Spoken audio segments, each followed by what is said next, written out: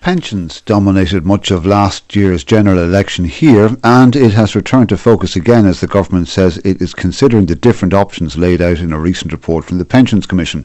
More people are retiring than experts believe the state pension pot can afford, and with the government faced with raising the pension age, cutting pension payments or increasing taxes to find an answer, the entire issue is quickly becoming a political football again. Fiacre O'Kearney reports.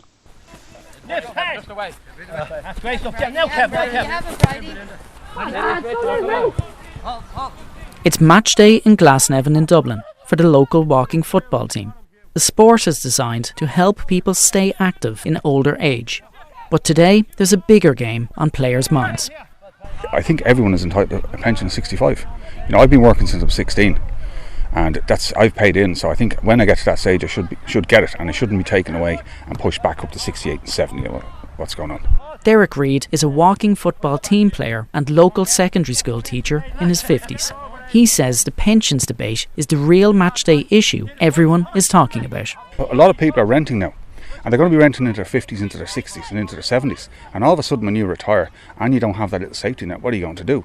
And that will fall back on the government then probably to pay even more money out. Derek's teammates agree. They include 58-year-old Beaumont-based clerk of works Aidan McWeeny and 60-year-old Finglas-based drug treatment officer Bridie Flood. You just don't know what's going to be there. I am coming up to pension time.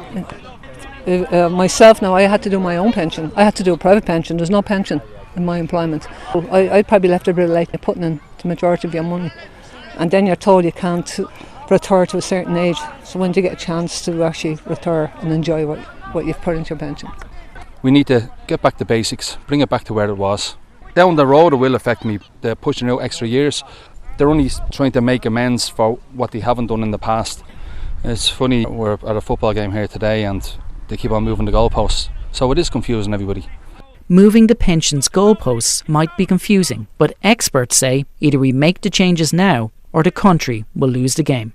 We spent more on pensions last year than we did on pandemic unemployment payments. That just gives an impression of the sheer expenditure the state incurs every year on providing benefits for our older citizens. Brian Keegan is a tax expert and Director of Public Policy for the Chartered Accountants of Ireland. Every year we have an increasing number of people claiming pensions, but the number of people who are in a position to pay the taxes and the PRSI to pay for those pensions is not increasing at the same rate. Now, a lot of those problems could be sorted if more people provided privately for pension funding, but only 40% of the total wage earning population are actually making separate private pension provision. It's very, very difficult for younger people to contemplate what happens when they retire. Encouraging younger people to start private pensions would help, but it's easier said than done. James Dorley is Executive Director of the National Youth Council of Ireland. It is advisable that young people do take one out, and obviously it makes sense to start as early as possible. But you're right, young people don't. They have other more immediate costs. The cost of housing in Ireland can be low salaries, low wages. About 40% of those on the minimum wage are young people. So young people just actually don't have the disposable income available to actually invest in a private pension. It all means the government's only realistic way of solving the growing crisis is by choosing from a small number of options, none of which will avoid criticism. Here's Brian Keegan again. Pensions are an emotive issue, but fundamentally it's a matter of government managing its expenditure. One solution would be to increase the PRSI rates. Another solution, which is never ever going to be on the table, is actually reducing the amount of the pensions benefit itself. Or then we could simply reduce the number of people in the position to claim the pensions by increasing the pensions age. With political parties at odds over what to do next, the future is unclear. Sunday Times columnist Justine McCarthy says it means the pensions issue is here to stay. The longer it's left unresolved, the bigger the problem is going to get.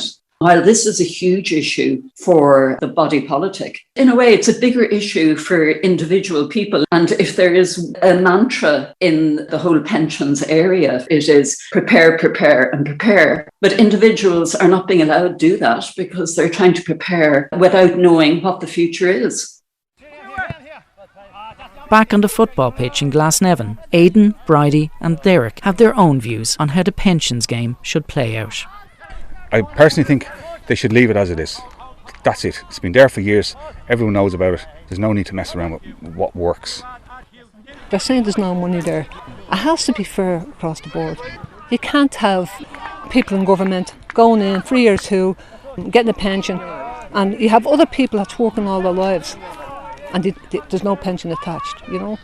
We need a flexible approach to the pension and to be fair to everybody and stop moving the goalposts all the time. Bring it back to basics.